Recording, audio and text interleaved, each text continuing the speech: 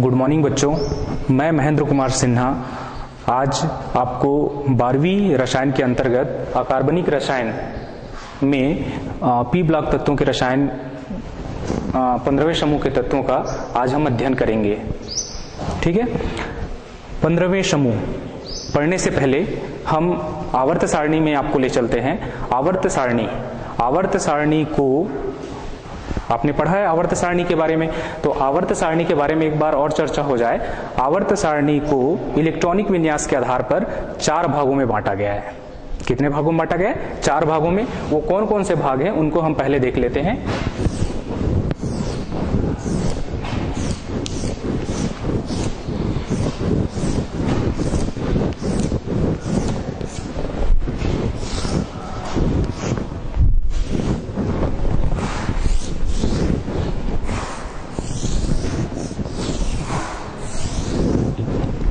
चार भागों में बांटा गया है, जिसमें पहला एस ब्लॉक कहलाता है,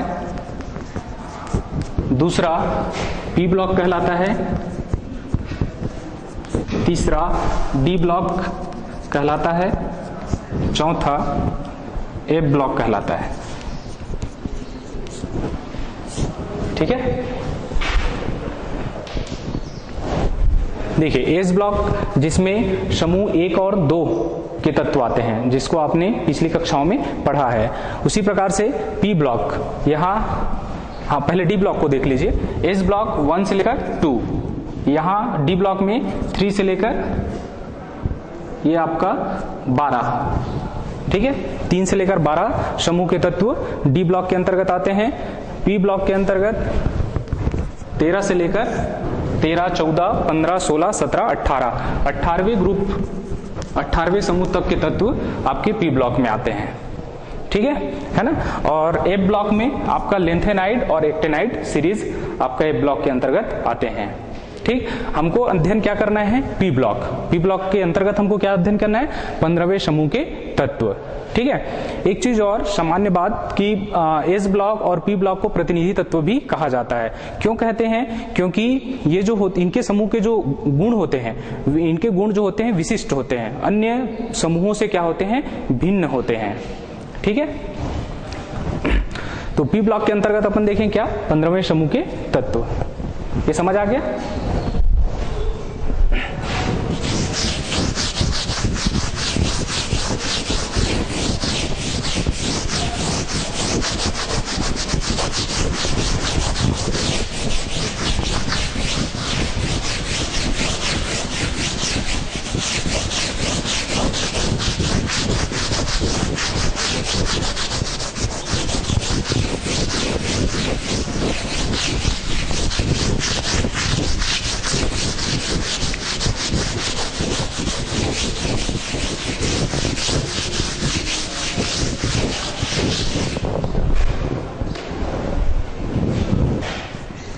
पंद्रहवें समूह के तत्व।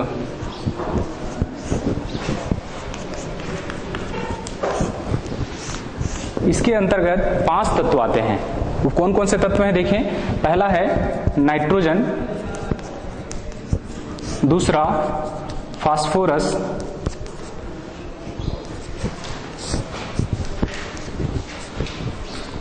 तीसरा आर्सेनिक,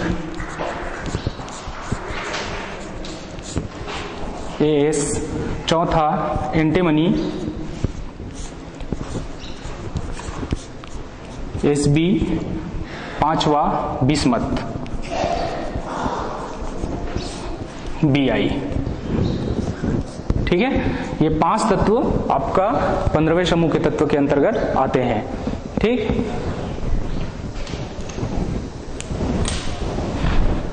पंद्रहवें समूह के तत्वों को नाइट्रोजन परिवार भी कहा जाता है। ठीक है, इसको क्या कहते हैं? नाइट्रोजन परिवार। क्यों कहते हैं नाइट्रोजन परिवार? क्योंकि ये जो है प्रथम सदस्य है 15वें समूह का। 15वें समूह में देखें तो नाइट्रोजन क्या है? प्रथम सदस्य है। इनका जो गुण है अन्य तत्वों से क्या है? इनका जो गुण है, इनके गुणों में क्या होती है? भिन्नता होती है। इस वजह से इसको क्या कहा गया है? नाइट्रोजन परिवार।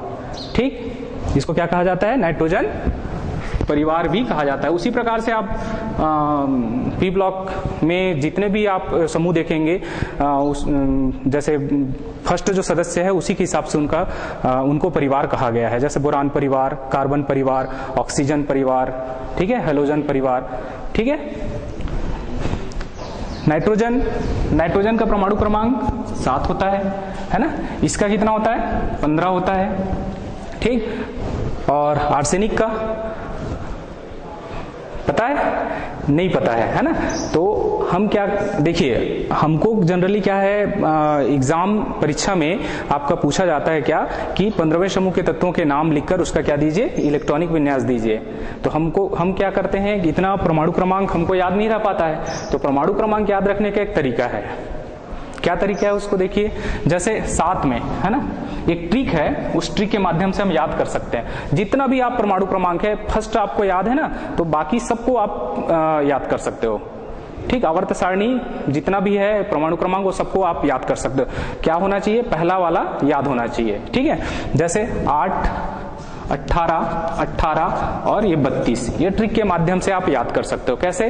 देखिए ये ट्रिक आपको मालूम होना चाहिए। 8, 18, 32। तो हम क्या करेंगे, 7 में 8 जोड़ेंगे, है ना, तो कितना आएगा? 15। उसी प्रकार हम 15 में 18 जोड़ेंगे, है ना, तो कितना आता है? 15 में 18 जोड़ने पर 33 आएगा, ठीक है। फिर 33 में हम क्या करेंगे, 18 जोड़ेंगे, ठीक। 33 में 18 जोड़ेंगे, कितना आएगा? 8 और 3 ये आपका होगा 10, 11, 1 और 3 और 1 4, 5, 51 होगा, ठीक है। फिर 51 में हम 32 जोड़ेंगे, 51 में 32 जोड़ेंगे, कितना आएगा? ये 83, ठीक है। तो इस प्रकार से हम क्या कर सकते हैं, परमाणु क्रमांक याद कर सकते हैं, ठीक। उसी प्रकार जैसे हमने परमाणु क्रमांक याद रखा, उसी प्रकार से हम क्या कर सकते हैं, आपका ये जो nitrogen, phosphorus, arsenic, antimony, bismuth, ये जो 5 नाम है, उनको भी एक ट्रिक के माध्यम से याद कर सकते हैं। क्या ट्रिक है? जैसे आप अपने हिसाब से बना सकते हैं, है ना। मैंने अपने हिसाब से बनाया है, ना प श ए बी, है ना, एक शॉर्ट फॉर्म है, न पश ए बी, ठीक है ना। जैसे ना से क्या होता है? नाइट्रोजन, पा से क्या होता है? फास्फोरस, ठीक है। ए से अस से क्या होता है? आर्सेनिक, और ए से क्या होता है? एंटीमनी, और बी से क्या होता है? बिस्मथ, ठीक है। न पश बी, ऐसा करके आप याद कर सकते हो, है ना। उसी प्रकार से आप दूसरे ग्रुप का एलिमेंट को भी आप याद कर सकते हो।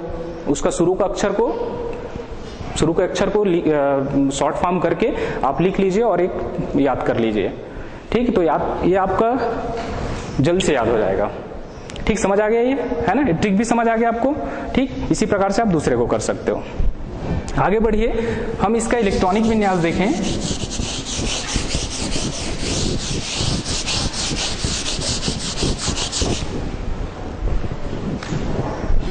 जैसे नाइट्रोजन का इलेक्ट्रॉनिक विन्यास देखें तो 1s2, 2s2, 2p3 होगा, ठीक है। उसी प्रकार से फास्फोरस का देखें, 1s2, 2s2, 2p6, 10 हो गया। उसके बाद 3s2 और 3p3, ठीक है। इस प्रकार से आप क्या कर सकते हो, इनका आर्सेनिक है, एंटीमनी है, बिस्मथ है ना, इन सभी का आप क्या कर सकते हैं, इलेक्ट्रॉनिक विन्यास कर सकते हैं, ठीक। और देखेंगे, क्या देखेंगे कि सभी का लास्ट कक्षक में, है ना, सभी के लास्ट कक्षक में क्या आएगा। जैसे यहां पर देखिए 2s 2p आया है ना, यहां पर 3s 3p आया है, ठीक। उसी प्रकार से आप जब आर्सेनिक का करोगे तो यहां पर क्या आएगा, लास्ट कक्षक में 4s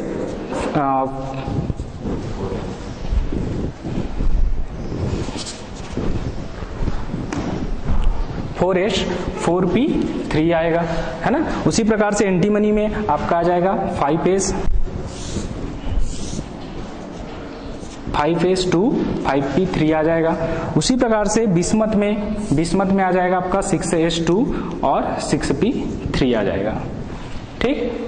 तो आप कर लीजिएगा इलेक्ट्रॉनिक विन्यास, इसको कर सकते हैं ना, ठीक है। तो देखिए सभी के लास्ट कक्षक में कितना इलेक्ट्रॉन आ रहा है, एस में 2 और पी में कितना आ रहा है, 3 आ रहा आ रहा है कि नहीं आ रहा है ना। इसका मतलब बाह्य कोश में इलेक्ट्रॉन कितना होता है, NH2। इलेक्ट्रॉनिक विन्यास के आधार पर अपन देखें तो बाह्य कोश में इलेक्ट्रॉन 15वें समूह के तत्वों में क्या होता है, NH2 और Np3। ठीक, सभी में ही आ रहा है, समझ में आ रहा है बात, है ना। तो हम देखिए यहां पर क्या है, लास्ट में क्या आ रहा है, Np3। कितना इलेक्ट्रॉन है लास्ट पी कक्षक में, 3 इलेक्ट्रॉन है। तो हम कह सकते हैं कि 15वें समूह के जो तत्व हैं वो क्या है, स्थायी है। क्या तत्व है, अपना स्थायित्व प्राप्त कर चुके हैं। ठीक है, अपना क्या कर चुके हैं, स्थायित्व प्राप्त कर चुके हैं, स्टेबल अवस्था में है ना। स्टेबल अवस्था में कब होते हैं, स्टेबल अवस्था में तत्व कब होते हैं, जब उसमें पूरा भरा हुआ इलेक्ट्रॉन हो या आधा भरा हुआ इलेक्ट्रॉन हो। तो भाई पी कक्षक में कितना इलेक्ट्रॉन भरता है, पी कक्षक में हम कितना इलेक्ट्रॉन भरते हैं, अधिकतम 6 इलेक्ट्रॉन भरते हैं। 6 इलेक्ट्रॉन भरते हैं तो 6 भरा रहेगा तो स्थायी होगा, और 3 भरा रहेगा। 3 जो है अर्धपूरित है ना, ये पूरित है और ये क्या है, 3 जब भरा रहेगा तो क्या कहलाता है, अर्धपूरित। ये दोनों कंडीशन में है ना तत्व क्या होते हैं, स्थायी अवस्था में रहते हैं। ठीक, तो 15वें समूह के जो तत्व हैं वो क्या हम कह सकते हैं कि स्थायी अवस्था में रहते हैं। ठीक, समझ आ गया इलेक्ट्रॉनिक विन्यास में कोई प्रॉब्लम। ठीक, इस आगे बढ़ें।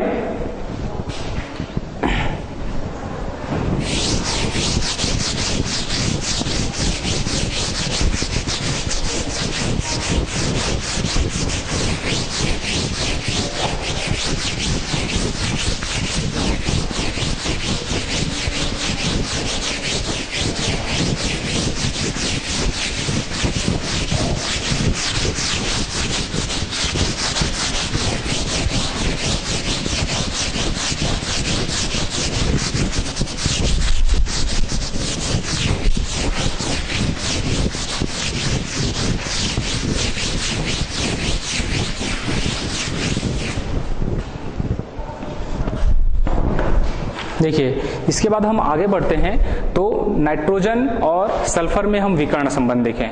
ठीक है, नाइट्रोजन और सल्फर दोनों में हम विकर्ण संबंध देखते हैं। तो सबसे पहले तो विकर्ण संबंध किसे कहते हैं, इनको जानना जरूरी है ना। विकर्ण संबंध क्या होता है, ठीक। तो आवर्त सारणी में है ना, आवर्त सारणी में द्वितीय आवर्तक तत्व है ना, द्वितीय आवर्तक तत्व अगले समूह के तृतीय आवर्तक तत्व के साथ है ना अनेक गुणों में समानता दर्शाता है। ठीक, अनेक गुणों में क्या करता है, समानता दर्शाता है। अर्थात हमने क्या बोला, आवर्त सारणी में द्वितीय आवर्तक तत्व, द्वितीय आवर्तक तत्व और कौन सा, अगले जो है तृतीय आवर्तक तत्व, आवर्त के तत्व के साथ अनेक गुणों में क्या करता है, समानता प्रदर्शित करता है, जिसे हम क्या कहते हैं, विकर्ण संबंध कहते हैं। ठीक है, और ये विकर्ण संबंध किस कारण होता है ना, विद्युत ऋणात्मकता में क्या होती है, समानता होती है, इस कारण क्या होती है, विकर्ण संबंध होता है। ठीक, जैसे नाइट्रोजन और सल्फर, नाइट्रोजन और सल्फर के विकर्ण मतलब दोनों के गुणों में क्या पाई जाती है, समानता पाई जाती है।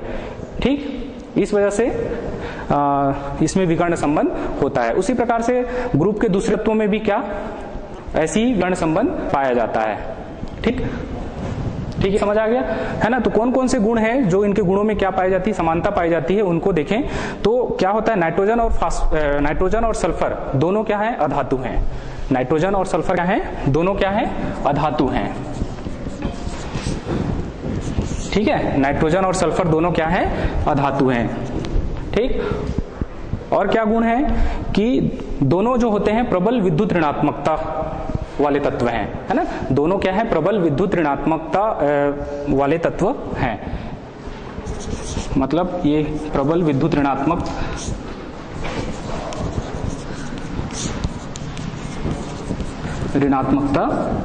दर्शाते हैं, है ना, प्रबल विद्युत ऋणात्मकता दर्शाते हैं। दोनों क्या करते हैं, दोनों जो नाइट्रोजन और सल्फर दोनों प्रबल अक्षीय अम्ल बनाते हैं।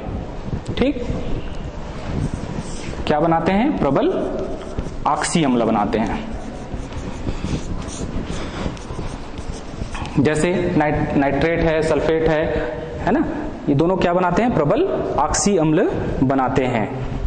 ठीक, और हैं जैसे दोनों के ऑक्साइड अम्लीय होते हैं, है ना, और हाइड्रोजन से संयोग करके क्या बनाता है, हाइड्राइड बनाता है। ठीक, जैसे सल्फर भी हाइड्राइड बनाता है और नाइट्रोजन भी क्या करता है, अपना हाइड्राइड बनाता है। ठीक, तो ये गुणों में समानता है ना। हमने क्या देखा, विकर्ण संबंध, विकर्ण संबंध देखा ना। विकर्ण संबंध किसके कहते हैं, आवर्त सारणी में, है ना, द्वितीय आवर्तक तत्व अपने अगले जो तृतीय आवर्तक तत्व के साथ अनेक गुणों में क्या करता है, समानता प्रदर्शित करता है। और ये समानता किस कारण होती है, विद्युत ऋणात्मकता में क्या होती है, समानता होती है, इस कारण विकर्ण संबंध होता है। ठीक, तो नाइट्रोजन और हमने देखा सल्फर में, है ना, तो इनमें समानता क्या होती है, दोनों क्या है, अधातु हैं। ठीक, उसी प्रकार प्रबल विद्युत ऋणात्मकता प्रदर्शित करते हैं, है ना, उसी प्रकार प्रबल अक्षीय अम्ल बनाते हैं, है ना, और इनके ऑक्साइड भी क्या होते हैं, अम्लीय होते हैं। और क्या है, हाइड्रोजन से संयोग करके ये अपना क्या बनाता है, हाइड्राइड बनाता है। जैसे नाइट्रोजन हाइड्राइड क्या बनाता है, अमोनिया है। ठीक है, NH3 अपना हाइड्राइड बनाता है कि नहीं बनाता है। ठीक, तो ये समझ आ गया विकर्ण संबंध। आगे बढ़ते हैं।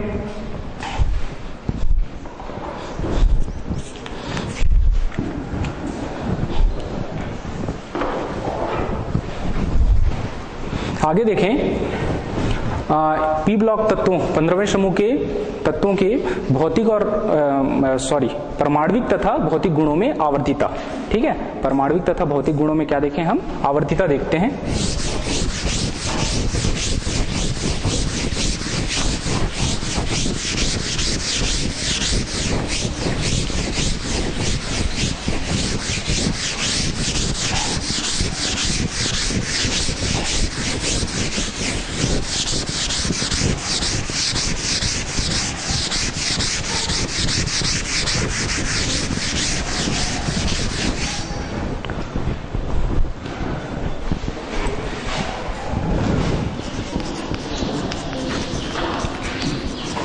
परमाणविक तथा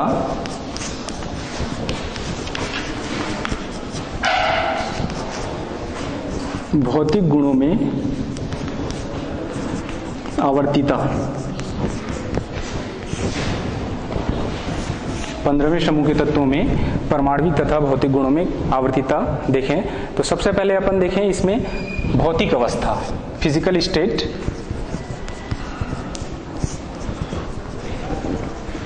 भौतिक अवस्था ये भी आपको पूछा जाता है ना, आपके परीक्षा में आता है। जैसे दो तीन आपको भौतिक गुण आपको दे देगा और इसको समझाइए ऐसा करके बोलता है। ठीक है, तो भौतिक अवस्था देखें तो 15वें समूह के तत्व है ना, उसमें पहला तत्व क्या है, नाइट्रोजन है ना। तो नाइट्रोजन क्या है, द्विपरमाणुक गैस है ना। नाइट्रोजन क्या है, नाइट्रोजन जो है वो क्या है, द्विपरमाणुक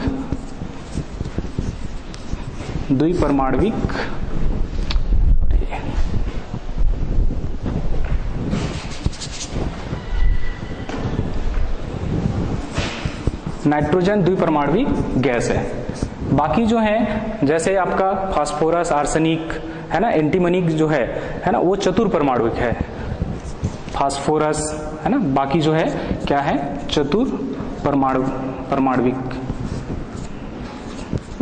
परमाणुक अवस्था है ना।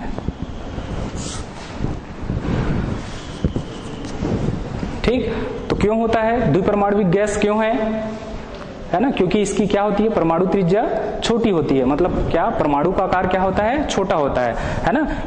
इसमें हम देखें नाइट्रोजन का परमाणु क्रमांक कितना है, 7 है, अर्थात परमाणु का आकार क्या है, छोटा है ना। परमाणु का आकार छोटा है, इस कारण ये क्या बनाता है, पी पाई बॉन्ड बनाता है। ठीक है, पी पाई बॉन्ड का क्या करता है, निर्माण करता है। ठीक, पी पाई बॉन्ड का क्या करता है, निर्माण करता है, जिस कारण ये द्विपरमाणुक अवस्था, मतलब ये गैसियस स्टेट में होता है, मतलब परमाणु का आकार छोटा होने के कारण ये क्या होता है, पी पाई पी पाई बॉन्ड का निर्माण करता है, जिस कारण ये क्या है, गैस है, गैसीय अवस्था में पाया जाता है। ठीक उसी प्रकार फास्फोरस आर्सेनिक है ना, आपका फास्फोरस आर्सेनिक है, एंटीमनी है, ये क्या है, चतुर्परमाण्विक है ना, क्योंकि इनके परमाणु का आकार क्या होता है, बड़ा होता है। ठीक है, परमाणु का आकार क्या होता है, बड़ा होता है भाई, परमाणु क्रमांक क्या होता है इनका, ज्यादा होता है, इस कारण ये चतुर्परमाण्विक अवस्था में होता है। ठीक, फास्फोरस जो है ना, फास्फोरस पीपी बॉन्ड का क्या करता है, निर्माण करता है। कैसे, है ना, फास्फोरस P4 अवस्था में होता है ना, और P4 अवस्था में होता है तो इसकी जब संरचना देखते हैं तो फास्फोरस क्या होती है, चारों कोनों पर होती है। फास्फोरस क्या होती है, चारों कोनों पर होती है। इस वजह से क्या होता है, ये ठोस अवस्था में होता है। ये क्वेश्चन आता है, क्या क्वेश्चन आता है बताइए, है ना, क्या क्वेश्चन है बताइए कि नाइट्रोजन गैस है जबकि फास्फोरस क्या है जी, ठोस है ना, ये क्वेश्चन आता है। कारण दीजिए, बताइए कि नाइट्रोजन गैसीय अवस्था में पाया जाता है और फास्फोरस जबकि क्या है, ठोस अवस्था में होता है। ऐसा क्यों क्वेश्चन बना, क्योंकि दोनों एक ही समूह के सदस्य हैं, है ना, तो भाई जब नाइट्रोजन गैस है तो इनको भी गैसीय अवस्था में होना चाहिए, है ना, फास्फोरस ठोस है तो सब नाइट्रोजन को भी ठोस होना चाहिए। ठीक, लेकिन ऐसा नहीं होता। क्यों नहीं होता, है ना, कारण मैंने बताया, पहले बताया, क्या बताया कि नाइट्रोजन द्विपरमाण्विक अवस्था में पाया जाता है। द्विपरमाण्विक मतलब हम इसको N2 के रूप में लिखते हैं।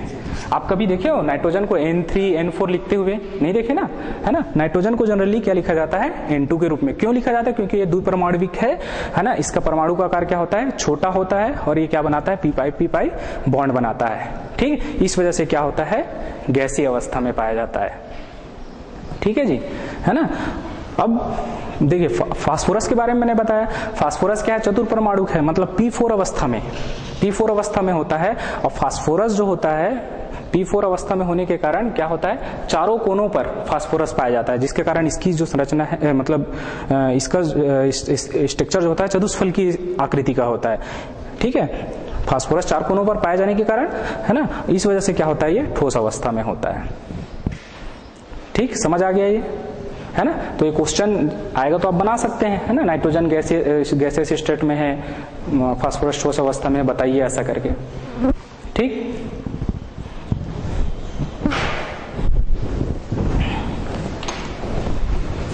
इसके बाद हम सेकंड देखेंगे, परमाणविक तथा आयनिक त्रिज्या।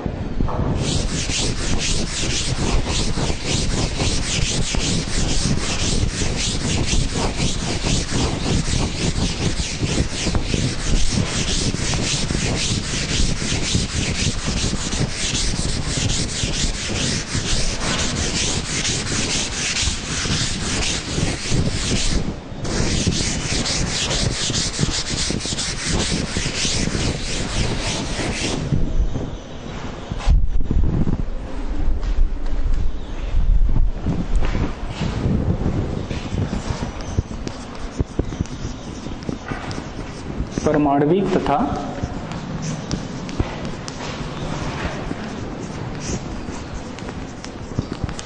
आयनिक त्रिज्या।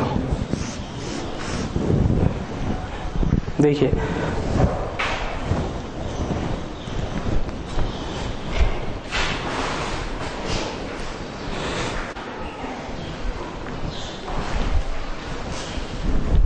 ठीक है ना। सेकंड नंबर देखिए अपन, परमाणविक तथा आयनिक त्रिज्या। ठीक, तो 15वें समूह की जो परमाणविक और आयनिक त्रिज्या जो होती है 14वें समूह से क्या होती है, कम होती है। ठीक, 14वें समूह से क्या होती है, कम होती है। हम समूह में ऊपर से नीचे जाएंगे, है ना, समूह में 15वें समूह में हम ऊपर से नीचे की ओर जाएं, नीचे जाने पर परमाणविक और आयनिक त्रिज्या का मान बढ़ता है, वृद्धि होता है। परमाणविक और आयनिक त्रिज्या का मान क्या होता है, क्रमशः बढ़ता है। ठीक है ना। परमाणविक और आयनिक त्रिज्या का मान देखें तो हम समूह में ऊपर से नीचे जाते हैं तो इसमें क्या होता है, वृद्धि होता है। क्यों वृद्धि होता है, क्योंकि परमाणु का आकार बढ़ता है। परमाणु का आकार बढ़ेगा तो कक्षकों की संख्या भी बढ़ेगी, है ना। मतलब परमाणु क्रमांक बढ़ने से क्या होगी, कक्षकों की संख्या में क्या होगी, वृद्धि होगी, और कक्षकों की संख्या में वृद्धि होगी तो परमाणु त्रिज्या का मान क्या होगा, बढ़ेगा। ठीक, मैंने बताया 14वें समूह से क्या होता है, इसका परमाणुविक और आयनिक त्रिज्या का मान कम आता है, क्योंकि नाभिकीय आवेश में क्या होती है, वृद्धि होती है ना। इस वजह से क्या होता है, 14वें समूह से इसकी परमाणुविक और आयनिक त्रिज्या का मान क्या होता है, कम आता है। ठीक, अब इसमें देखिए नाइट्रोजन फास्फोरस की बात करें तो नाइट्रोजन और फास्फोरस है ना, ये आपका M-3 आयन बनाता है। ठीक, मतलब नाइट्रोजन फास्फोरस की बात करें, नाइट्रोजन फास्फोरस ये जो होता है M-3 आयन क्या करता है, बनाता है। ठीक है ना, क्यों बनाता है,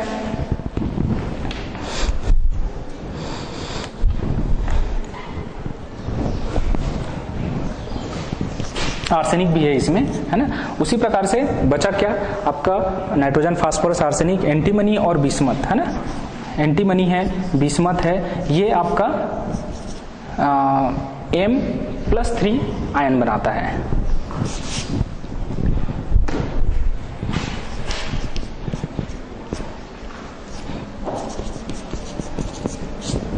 ठीक, क्यों, क्योंकि इसका जो नाइट्रोजन फास्फोरस और आर्सेनिक है ना, इनका जो परमाणुविक त्रिज्या का जो मान होता है ना, आयनिक त्रिज्या से अधिक होता है।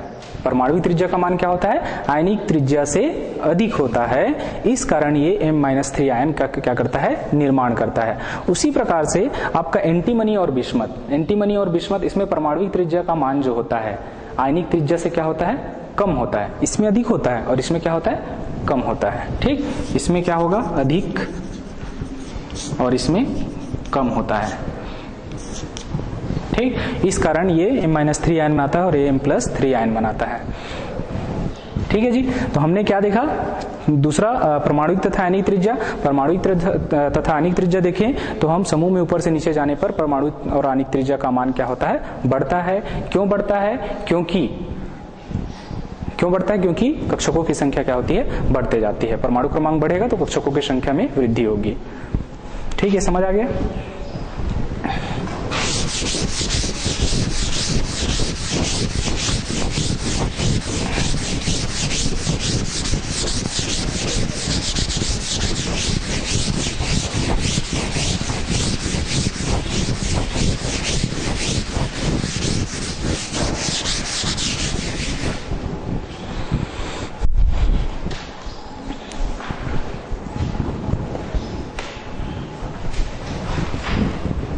इसके बाद तीसरा नंबर है गलनांक और क्वथनांक।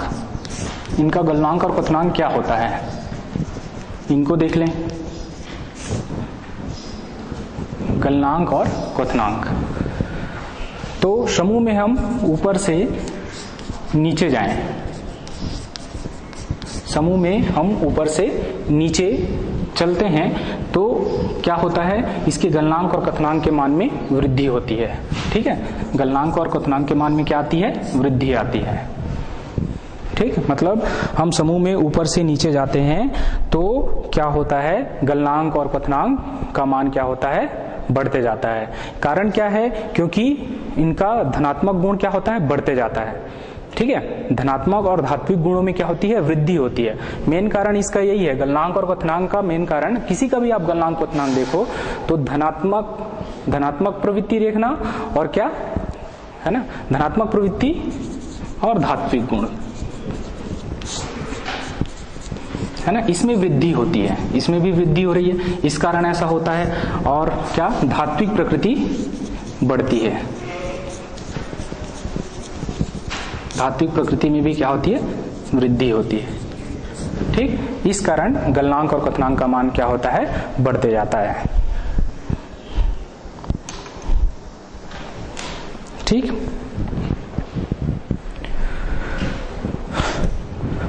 इसके बाद चौथा नंबर देखें, परमाणुकता।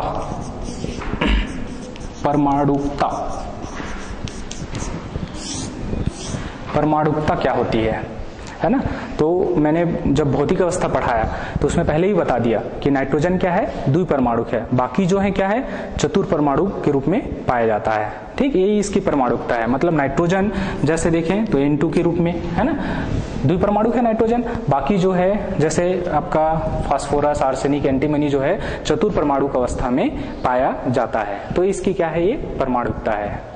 ठीक, इसके बाद आगे बढ़ें तो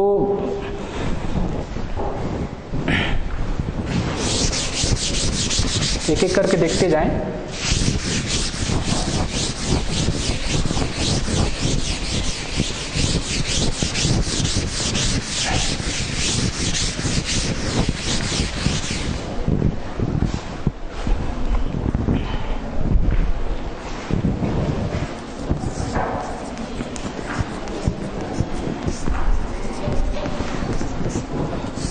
आयनन ऊर्जा है ना, आयनन ऊर्जा।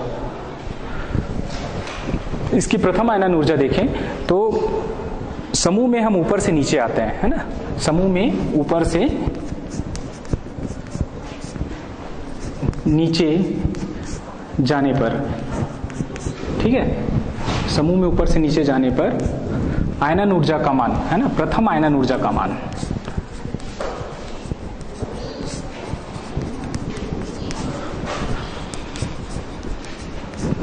कम होते जाता है ना। इसमें क्या आती है, कमी आती है। ठीक है, प्रथम आयनन ऊर्जा का मान क्या आता है, कम आता है। ठीक, उसी प्रकार से द्वितीय तृतीय आयनन ऊर्जा का मान जो होता है क्या होता है, अधिक होता है, लेकिन प्रथम आयनन ऊर्जा का मान क्या आएगा, कम आएगा। क्यों कम आएगा, क्योंकि क्या होती है, परमाणुविक त्रिज्या का मान क्या होता है, बढ़ता है, और परमाणुविक त्रिज्या का मान बढ़ने के कारण है ना, इसके आयनन ऊर्जा का मान हम जब समूह में ऊपर से नीचे जाएंगे तो क्या होगा, कम होगा। ठीक, समझ आ गया। आयनन ऊर्जा का मान क्या होता है, कम होता है। कारण क्या बताया, परमाणु त्रिज्या का मान क्या होता है, बढ़ता है। ठीक है जी, है ना। इसके बाद है विद्युत ऋणात्मकता।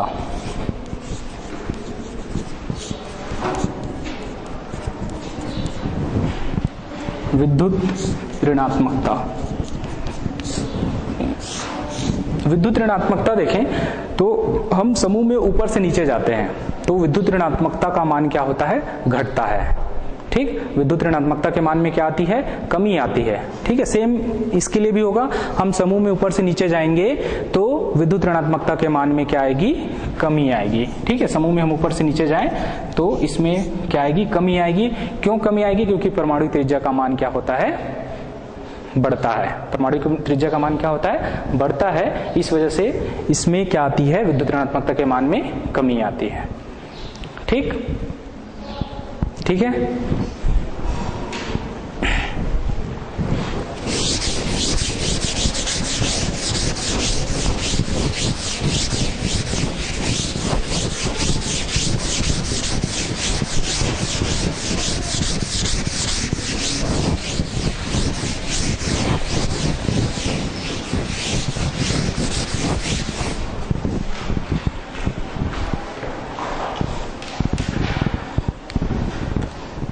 इसके बाद है आपका 7वां नंबर, ऑक्सीकरण अवस्था।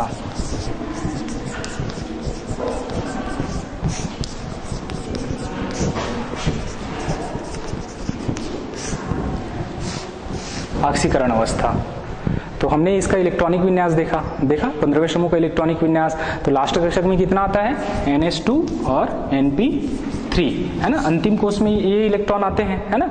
तो इनका जो ऑक्सीकरण अवस्था जो है ना, वो क्या होता है, +3 और क्या होता है, +5, है ना। ज्यादातर +3 स्थायी होता है। ठीक, +3 क्या होता है, स्थायी होता है। अर्थात हम कह सकते हैं कि 15वें समूह के जो तत्व हैं, है ना, ऑक्सीकरण अवस्था +3 +5 क्या करते हैं, प्रदर्शित करते हैं। ठीक, ऑक्सीकरण अवस्था क्या दर्शाते हैं, +3 +5 क्या करते हैं, दर्शाते हैं, है ना। और जैसे जैसे परमाणु भार बढ़ता है ना, परमाणु भार बढ़ता जाता है, +3 जो ऑक्सीकरण अवस्था है वो क्या होती है, सामान्य होती जाती है, स्थायी होती जाती है। ठीक, नाइट्रोजन, फास्फोरस, आर्सेनिक, एंटीमनी अपन बिस्मथ तक जाएं तो +3 अधिक क्या होती है, स्थायी होती है। मतलब सभी की क्या होती है, +3 होती है। अब कोई कोई है ना, आपका क्या होता है, -2 भी, है ना, -1 -3 भी क्या करता है, प्रदर्शित करता है। ठीक है। तो माइनस ऑक्सीकरण अवस्था प्रदर्शित कब होती है? जब वो अपना क्या बनाता है? हाइड्राइड बनाता है। क्या बनाता है? हाइड्राइड। हाइड्राइड बनाने के कारण क्या होती है? ऋणात्मक ऑक्सीकरण अवस्था क्या करती है? दर्शाती है। तत्व जो है ऋणात्मक ऑक्सीकरण अवस्था कब दर्शाएगी? जब अपना क्या करती है? वो हाइड्राइड बनाती है। ठीक है जी। ज्यादातर +3 ही क्या होती है? सामान्य होती है।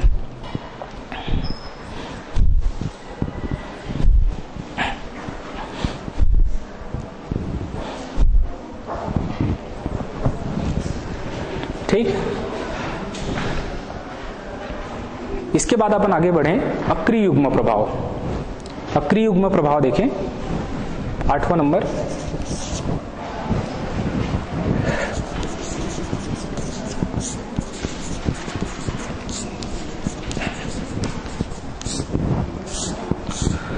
अक्रिय युग्म प्रभाव।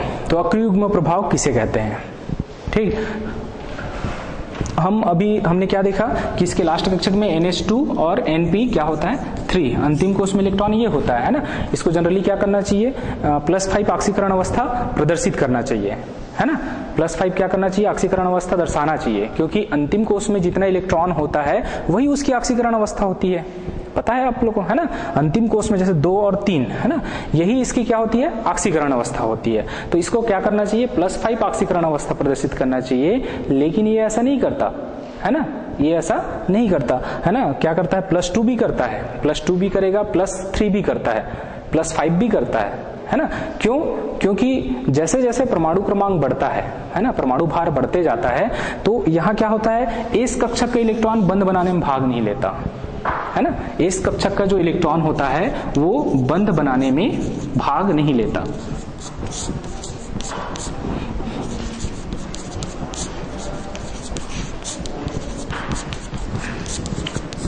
ठीक है। इस कक्षक का जो इलेक्ट्रॉन होता है वो बंध बनाने में भाग नहीं लेता, केवल p कक्षक का इलेक्ट्रॉन ही बंध बनाने में भाग लेता है।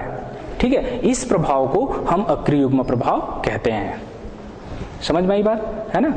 जैसे जैसे परमाणु भार बढ़ता है, परमाणु क्रमांक में वृद्धि होती है, परमाणु क्रमांक में वृद्धि होने के कारण, है ना, परमाणु क्रमांक में वृद्धि होने के कारण इस कक्षक का इलेक्ट्रॉन बंध निर्माण में भाग नहीं लेता, केवल p कक्षक का इलेक्ट्रॉन बंध निर्माण में क्या करता है? भाग लेता है। इस प्रभाव को हम क्या कहते हैं? अक्रिय युग्म प्रभाव कहते हैं, या इसको NH2 प्रभाव भी कहा जाता है। NH2 प्रभाव भी कहते हैं। ठीक ठीक है जी, ये समझ आ गया, है ना। नेक्स्ट अपन देखें,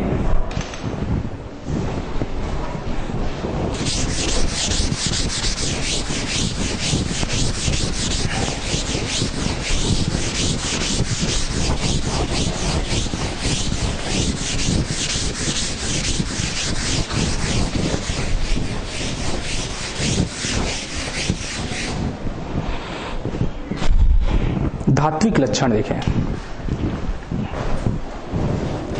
नेक्स्ट 9 नंबर है ना, धात्विक लक्षण।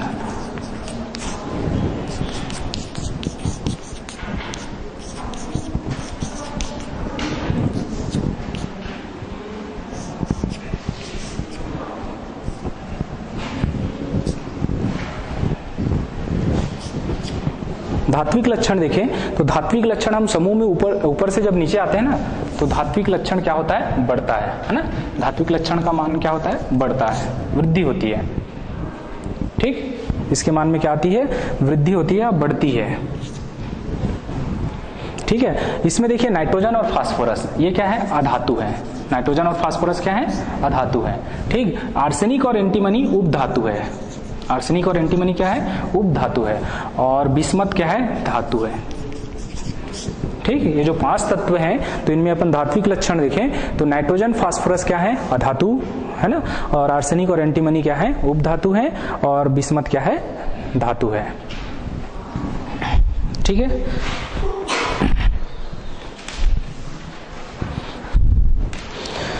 इसके आगे बढ़ें तो लास्ट नंबर है 10 नंबर आपका अपर रूपता, है ना। अपरूपता। अपरूपता है क्या? तो एक ही तत्व जो है ना, अलग अलग रूपों में पाए जाते हैं, है ना। जैसे हीरा, कार्बन का अपर रूप है ना हीरा ग्रेफाइट, हीरा है, ग्रेफाइट है, कार्बन के अपर रूप है। तो उसी प्रकार इनके भी अपर रूप पाए जाते हैं। ठीक, हम नाइट्रोजन और बिस्मथ को छोड़ दें, नाइट्रोजन और किसको छोड़कर, नाइट्रोजन को छोड़े और बिस्मथ को, Bi को, है ना, नाइट्रोजन और बिस्मथ को छोड़कर बाकी सब अपर रूप, सबके अपर रूप पाए जाते हैं। ठीक है ना। जैसे फास्फोरस की बात करें, फास्फोरस क्या होता है, सफेद फास्फोरस भी होता है ना, सफेद फास्फोरस होता है ना, लाल फास्फोरस होता है। ठीक है, सफेद फास्फोरस, लाल फास्फोरस होता है।